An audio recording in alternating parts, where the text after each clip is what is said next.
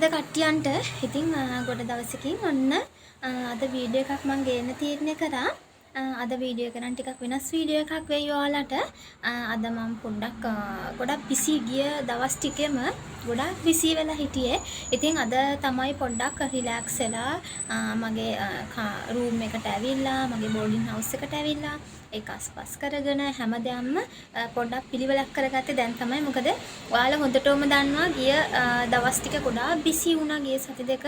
මොකද අපේ වෙඩින් එක තිබ්බා. ඉතින් වෙඩින් එක arrange කරගන්න ගොඩාක් මහන්සි වුණා. ඉතින් ඒ වැඩවලට ගිහිල්ලා කිසිම වීඩියෝ එකක් දාන්නත් විදිහක් තිබ්බේ නැහැ.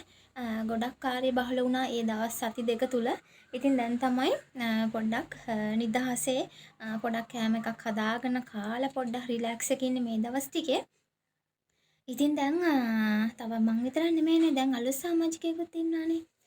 ඉතින් ඒ නිසා දැන් ඉසුරුයි අපි දෙන්නගේ පුංචි ගේ තමයි මේ තියෙන්නේ. ඉතින් අපි රෙන්ට් එකට ඉන්නේ.